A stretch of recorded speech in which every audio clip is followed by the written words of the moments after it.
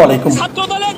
প্রিয় দর্শক, আপনারা লক্ষ্য করেছেন যে 5ই আগস্টের ঘটনা প্রবাহের পর, আওয়ামী লীগ সরকার দেশ থেকে পালিয়ে যাওয়ার পর বাংলাদেশের রাজনীতিতে একটা বড় পরিবর্তন এসেছে। এবং সেই পরিবর্তনের একটা বিষয় আমার কাছে দৃষ্টিগোচর হয়েছে। সেটা হলো, যে রাজনৈতিক দলগুলো ছিল গত 15 বছরে, যে রাজনৈতিক দলগুলো নানাভাবে নিষ্পেষিত হয়েছিল, সেই রাজনৈতিক দলগুলোর চরিত্রের মধ্যে কিছু চেঞ্জ এসেছে।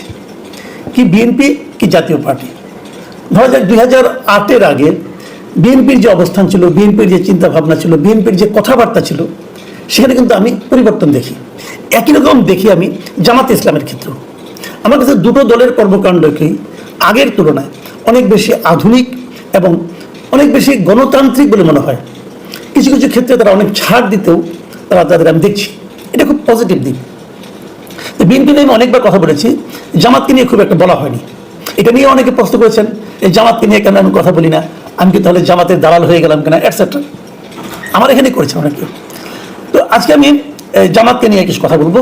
আজকে যেটা বলবো সেটা হলো একটা ঘটনা নিয়ে, যে আজকে জামাতে ইসলামের আমিরের সঙ্গে ইউরোপীয় ইউনিয়নের যিনি রাষ্ট্রদূত মাইকেল মিলার, তিনি জামাতে ইসলামের আমিরের সঙ্গে দেখা করতে গিয়েছিলেন।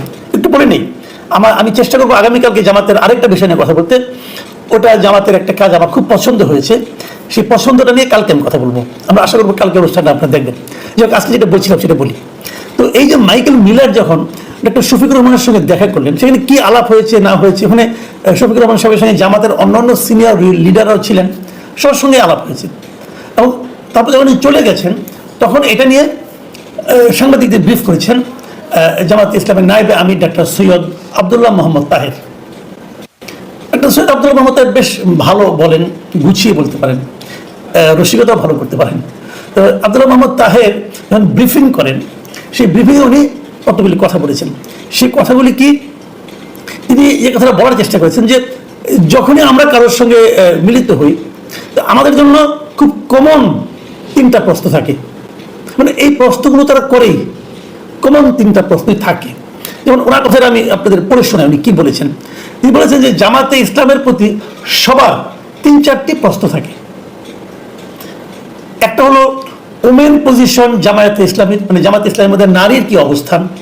দ্বিতীয় প্রশ্নটা থাকে টেরোরিজমের বিষয়ে জামাতে ইসলামের স্টেপ কি। এবং তৃতীয় প্রশ্নটা থাকে মাইনরিটির বিষয়ে জামাতে ইসলাম কি ভূমিকা রাখবে। এবং ওনার ভাষায়, মানে আবদুল্লাহ মোহাম্মদ তাহেরের ভাষায়, এই 3টা কমন প্রশ্ন আমাদের জন্য আজও সেই কমন প্রশ্ন। সুতরাং জবাবও আমাদের স্পষ্ট, কারণ প্রশ্ন তো আউট হয়েই আছে। খুব ভালো কথা, মানে ওরা জানেন যে এই প্রশ্নগুলো তাদেরকে করবেই, কাজে তার উত্তর খুব সহজভাবে দিতে পেরেছেন। তারপর ওনারা কি বলেছেন না বলেছেন সেই আলোচনাগুলো আছে। সেই আলোচনাগুলো আপনারা পত্রপত্রিকা নিউজ আছে, আজকে পড়ে নিতে পারেন। কিন্তু আমি যে কারণে এই আলোচনার অবতারণা করেছি সেটা আমি বলি। সেটা হলো, যেমন আবদুল্লাহ মোহাম্মদ তাহেরের যে অবজারভেশনটা, যে জামাতে ইসলামকে সবসময় এই প্রশ্নগুলির মুখে পড়তে হয় এবং এই প্রশ্নগুলোই সবাই তাদেরকে করেন। আমার প্রশ্ন হলো, কেন করেন? আবার সিম্পলি একটা কোশ্চেন, যে আপনারা জানেন আপনাদেরকে সবাই এই 3টা প্রশ্নই করে, কেন করে? আপনাদের প্রশ্ন কমন পড়ে, আপনারা 3টা যেহেতু কমন প্রশ্ন, আপনারা তো উত্তরগুলো আগে থেকে প্রিপেয়ার করে রাখেন এবং খুব গুছিয়ে নিশ্চয়ই খুব বুদ্ধিমত্তার সঙ্গে জবাবগুলো দেন। তারপরেও একই প্রশ্ন আপনাদেরকে কেন করা হয়? মানে তাহলে কি যাদেরকে আপনারা এত সুন্দর করে গুছিয়ে গাছিয়ে উত্তরটা দেন, তারা কি আপনাদের উত্তরে সন্তুষ্ট হয় না? তারা কি উত্তরগুলিকে পছন্দ করে না? নাকি আপনারা যে কথাগুলি বলেন সে কথাগুলো আসলে আপনারা মিন করেন কিনা, এই ব্যাপারে আপনাদের আসলে যতটা উচ্চারণে আছে আন্তরিকতা ততটা বাস্তবে আছে কিনা, প্রায়োগিক ক্ষেত্রে আছে কিনা, আপনারা কখনো ক্ষমতায় গেলে তার প্রয়োগ করবেন কিনা, সেই বিষয়টা নিয়ে যারা আপনাদেরকে প্রশ্ন করেন তাদের মনে কি কোনো সন্দেহ কাজ করে? এই দুটো কোনো একটা হবে, অথবা আপনারা যেটা বলেন সেটা তারা বুঝতে পারে না, এটাও হতে পারে। তাহলে ঘটনাটা কি? মানে বারবার একই প্রশ্ন সবাই আপনাকে কেন করছে? এই প্রশ্নটা নিয়ে কি কখনো আপনারা ভেবেছেন? দেখুন, কেবল ইউরোপীয় ইউনিয়ন না, এদেশের মানুষের মধ্যেও কিন্তু একটা চিন্তা কাজ করে। আপনারা মাথায় রাখবেন, যে ভোটগুলো আপনারা সবসময় পান, সবসময় যে ভোটগুলো আপনারা পেয়ে এসেছেন সেই অনেক দিন ধরে, আমি যদি ধরি 91 থেকেই ধরি, সবসময় আপনারা যে ভোটগুলি পান, পেয়ে থাকেন, এবং আপনারা কর্মীরা ভোট দেয়, যারা সব মিলে যা পান, সেটাতে কিন্তু আপনি ক্ষমতায় যেতে পারবেন না। কেবল দলের ভোট দিয়ে বাংলাদেশে কোনো রাজনৈতিক দলই ক্ষমতায় যেতে পারে না, পারবেও না।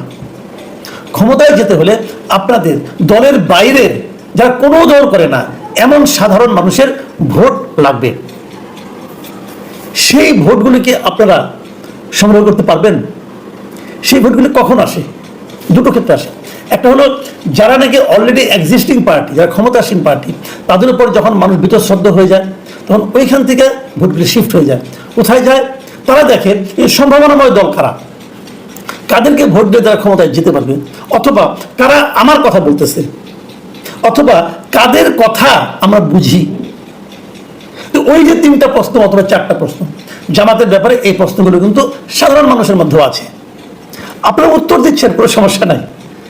আপনি যদি চোরকেও জিজ্ঞাসা করেন যে তুমি কেন চুরি করো, সে কিন্তু একটা উত্তর দেয়, খুব সুন্দর করে গুছিয়ে গুছিয়ে উত্তর দিতে পারে।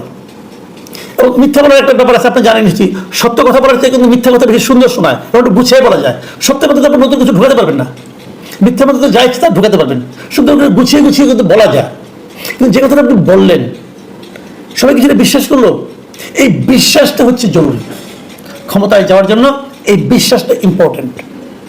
সেই বিশ্বাসটাকে আপনারা অর্জন করতে পেরেছেন? সাধারণ মানুষের মধ্যে যেই দিন সাধারণ মানুষ এই কমন প্রশ্নগুলো না করবে, আপনি বুঝবেন সাধারণ মানুষের মধ্যে আর প্রশ্ন নাই।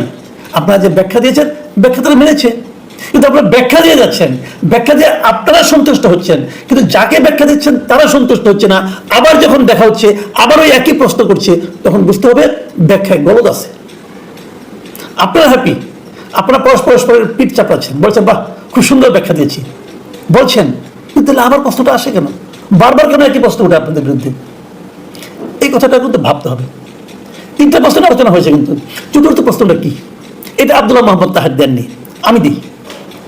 চতুর্থ প্রশ্নটা হলো যে এই আমাদের যে মহান স্বাধীনতা দিবস ৭১ সাল, সেই ৭১ সালের ভূমিকাটা, আপনাদের যে ভূমিকা ছিল সেই ভূমিকা নিয়ে আপনাদের মূল্যায়নটা কি?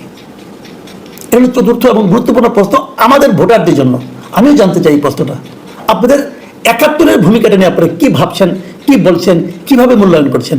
আপনাকে মূল্যায়ন করতে হবে ভাই, আপনাকে সরি বলতে হবে, অথবা বলবেন না আমরা ৭১-এ যা করেছি ঠিকই করেছি। গোলাম আজম সাহেব একবার বলেছিলেন উনি নাকি ৭১-এ ঠিকই করেছিলেন, একবার পত্রিকায় পড়েছিলাম। কিন্তু আপনারা কি ভাবেন, এই জামাতে ইসলামের বর্তমান নেতৃত্ব কি ভাবে? এই ভাবনার কথাটা কিন্তু আপনাকে জাতির কাছে ক্লিয়ার করতে হবে। আপনি চুপ করে থাকবেন আর ভাববেন মানুষ ভুলে যাবে, না ভুলবে না। ভোট দেওয়ার সময় মানুষের মনে এই প্রশ্নটা আবার জাগবে। যদি না জাগে, জাগানোর জন্য লোকের কিন্তু অভাব নাই, মানুষের মধ্যে এই প্রশ্নটা তারা তুলবে। সেই প্রশ্নের জবাবটা আপনাদের কি? তখন না বলে এখনই বলে দেন, বলে দিয়ে দেখেন আপনাদের সঙ্গে কয়জন আছে। আপনি কিন্তু বলেন না ভাই, এই ব্যাপারটা এলে আপনি এড়িয়ে যান। শফিকুর রহমান, আপনাদের আমির সাহেব ডক্টর শফিকুর রহমান, ওনাকে জিজ্ঞাসা করা হয়েছিল, উনি বলেছিলেন যে ওই সময় উনি খুব ছোট ছিলেন, কাজেই ওনার ওইখানে ভূমিকা রাখার কোনো সুযোগ ছিল না, এবং উনি এবার আর কোনো ক্লিয়ার করেন নাই। শফিকুর রহমানের এই বক্তব্যের পর, আমি এটা বলে শেষ করি আমার কথাটা, শফিকুর রহমান সাহেবের এই বক্তব্যের পর যখন ছোট ছিলেন, যখন বলেছিলেন, হ্যাঁ হতে পারে ওনার বয়সটা ছোটই থাকার কথা, এই বক্তব্যের পর একজন প্রবীণ অধ্যাপক, আমি নামটা বললাম না, নাম বলে সবাই চিনবেন, তো উনি একদিন ওনার মানে কয়েকজন বন্ধু বান্ধব পরিচিত লোকের সঙ্গে আলাপ প্রসঙ্গে বলছিলেন, এটা আমার কেন এসেছে, আমার কাছে খুব ভালো লেগেছে বলে আপনি রিপিট করছি। উনি বলেছিলেন যে জামাতকে জিজ্ঞাসা করেন, জামাত অনেক কিছু জানে, জামাতের লোকজন পড়াশোনা করে, তারা দুনিয়ার সব জানে, পৃথিবীর সৃষ্টি থেকে অন্ত জিজ্ঞাসা করেন তারা বলতে পারবে, তারা জানে। ২৪-এর যে আন্দোলন কিভাবে হলো জিজ্ঞাসা করেন, তারা সেটাও জানে। এই আন্দোলনে তাদের কি ভূমিকা ছিল জিজ্ঞাসা করেন, তারা সেটাও জানে। এই যে সংস্কার প্রস্তাবগুলি আসছে, এই সংস্কার প্রস্তাবগুলি কি হওয়া উচিত সেটাও তারা জানে, কি সংস্কার প্রস্তাবে অসঙ্গতি কি সেটাও তারা জানে, তারা সব জানে। কেবল ৭১-এর প্রসঙ্গ উঠলেই বলে কি আমরা ছোট ছিলাম। এত ছোট থাকলে তো চলবে না, জানার জন্য ছোট থাকা দরকার নেই, আপনি পড়ে নেন, বলেন, বলতে তো হবে। আর যদি আপনি ছোট থাকেন তাহলে ভোটের সংখ্যাও কিন্তু ছোট হয়ে যাবে। প্রিয় দর্শক, এখন এ পর্যন্ত। আমি জামাতে আগামীকালকে আরেকটা প্রোগ্রাম করবো, আশা করি সেটা দেখবেন। ভালো থাকবেন আপনারা, আল্লাহ হাফিজ।